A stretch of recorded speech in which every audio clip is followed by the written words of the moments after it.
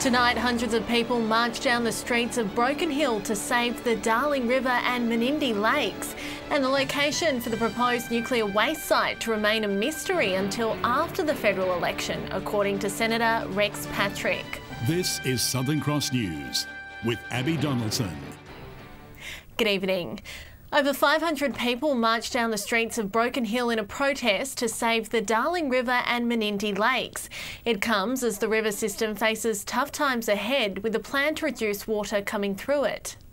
United with a strong message. Refuse to lose, united we stand. Please, united we stand. Refuse to lose our rivers and lakes. I could not believe that that line just kept on coming from the town square up to the Stir Park.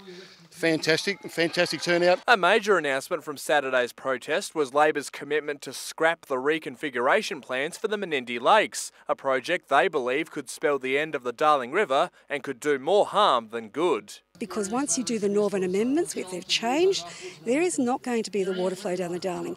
And we need to remind everybody this is environmental terrorism. The state government intends to store less water in the lakes and allow faster releases to meet downstream needs. They say the plan would reduce evaporation, but many are questioning that putting Broken Hill onto a pipeline and holding water upstream only benefits northern cotton growers. $500 million pipeline nobody wanted except the cotton industry. A $500 million pipeline to a population of 20,000 people, it doesn't make a lot of sense. It just means another death knell to the Murray River system. The protest calling for water equality and a healthy river system. We're not greedy and we're not against irrigation.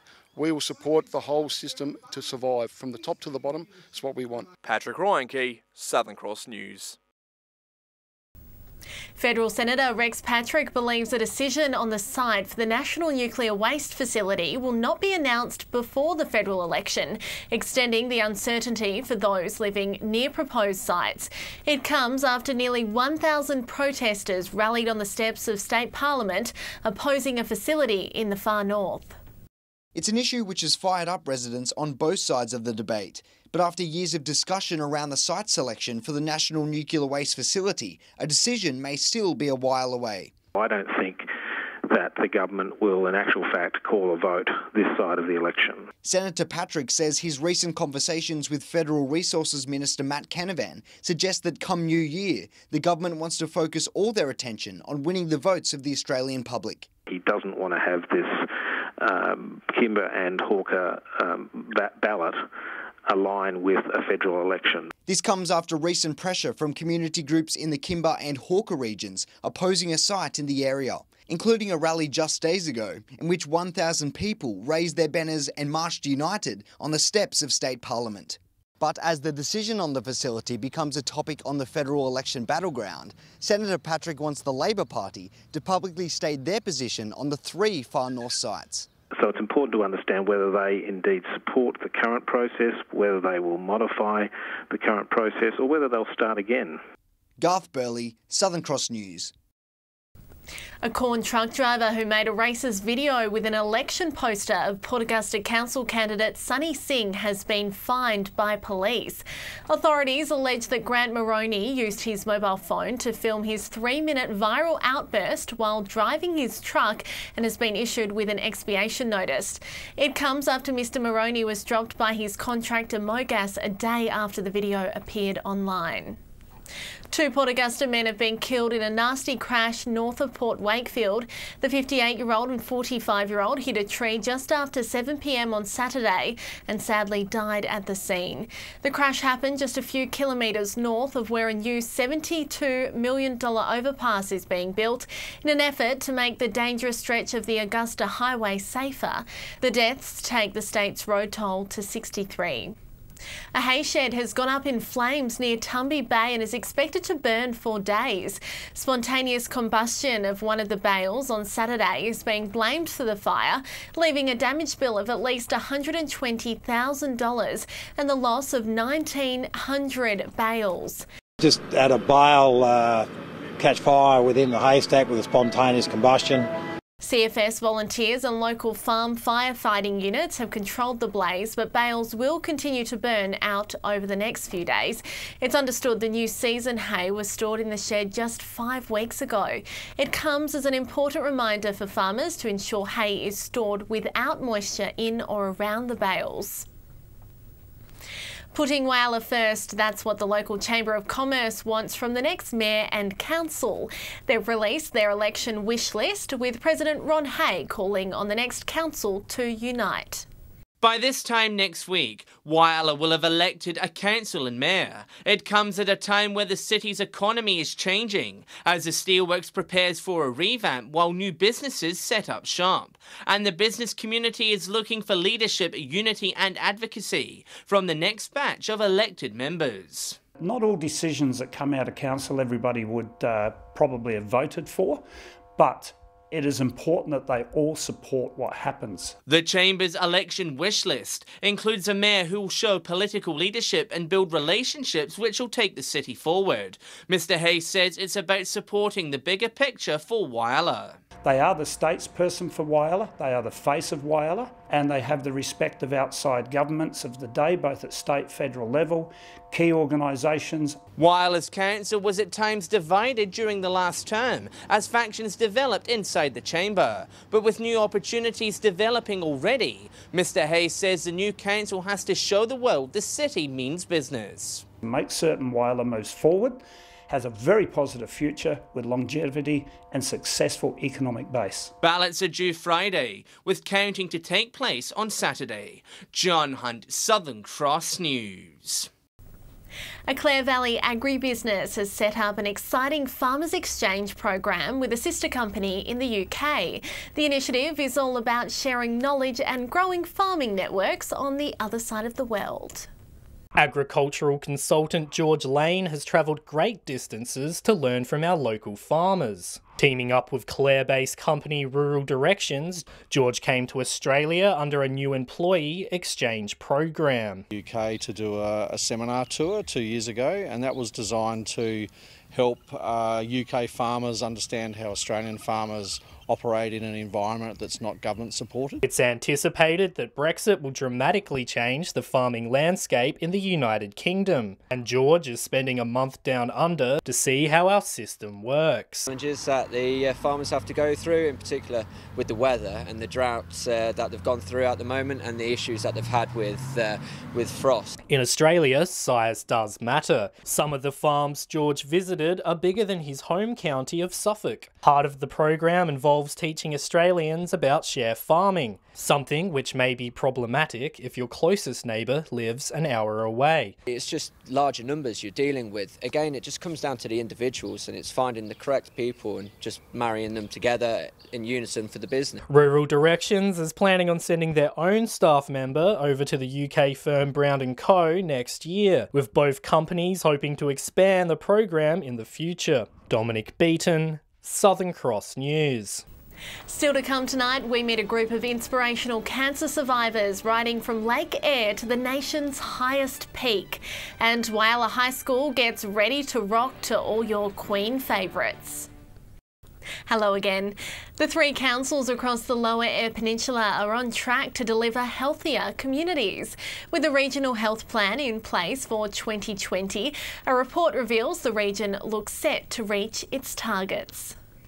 A sustainable approach to promoting healthy and active lifestyles in our regional communities. 2 district councils in the city of Port Lincoln on Lower Eyre Peninsula came together a number of years ago, and we've put together a public health plan. It's all about health and well-being. This regional health plan began in 2015 to outline ways to create healthier communities by 2020. We were in the process of reassessing how it's going, what else do we need to do, what are the other initiatives that state government can support. It is on track, and the 3 councils, Port Lincoln, Tumby Bay and Lower EP, are working together to make sure that we can deliver for the whole region. The annual review of the Southern Eyre Peninsula Regional Public Health Plan showed targets were being met across all 3 council regions. Projects include new and updated skate parks, defined walking trails and more. Things like the leisure centre, having that re-established, to go out there and see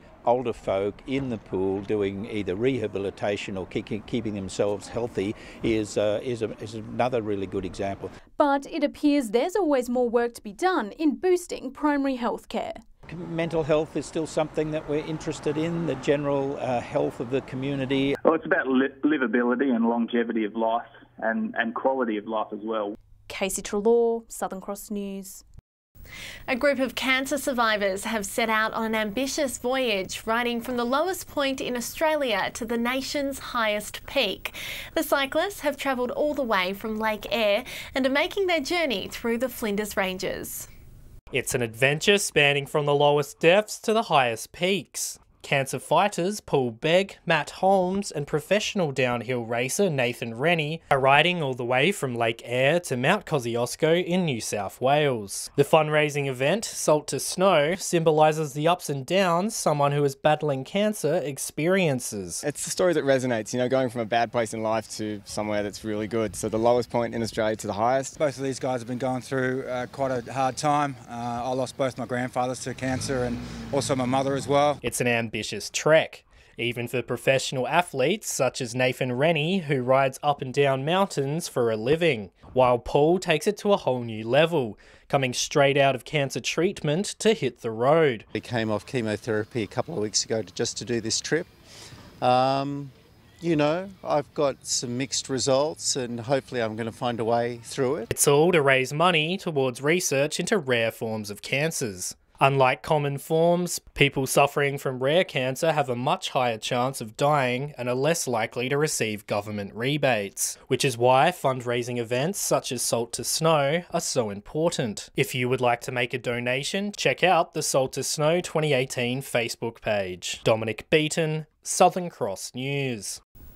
Well, dozens of Broken Hill locals converged on Sturt Park for the annual Ronald McDonald House Colour Run. Those taking part had to walk or run 5 laps of the area, stopping at stations to get hit with bright, colourful powder. While numbers were a bit down from last year, it didn't stop plenty of people colouring up and having a blast. All funds raised go to Ronald McDonald House charities. Hundreds of sweet tooths descended on the Flinders Ranges town of Melrose for the annual Strawberry FETE. The iconic event offered strawberry-themed treats like lemonade and ice cream, as well as giving local producers a chance to show off their own products.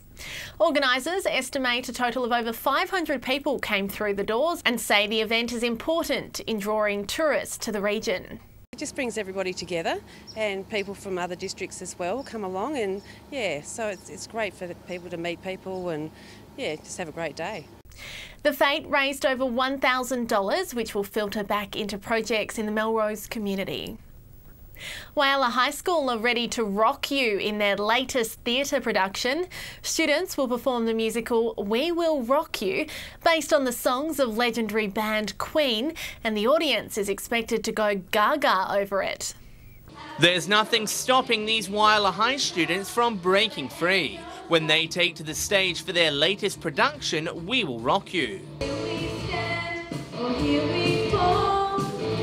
With the energy of Queen flowing through their veins. The kids actually really enjoy it, and there's just that energy on the stage whenever they're performing because the music just brings that out of them. Written by Ben Elton and the surviving members of the band, it's set in a dystopian world where rock music is banned by the evil killer Queen. The story focuses on Galileo, a boy who joins up with a group of rebels determined to overturn the ban. And what began as a fantasy earlier this year will explode into real life later this week. So they've been coming once a week since the start of term 1, giving up their holidays and after school, and they've just absolutely loved it. The performers themselves aren't feeling under pressure, just excited to finally get on stage and perform their kind of magic. I just like how quick-witted she is. She knows what she wants and she will get what she wants. They like slow songs and more upbeat songs, so I like the variety. Yeah, really good, really fun. You know, she's a good character. I get to yell a lot. To book tickets for We Will Rock You, call 8645 8844. John Hunt, Southern Cross News.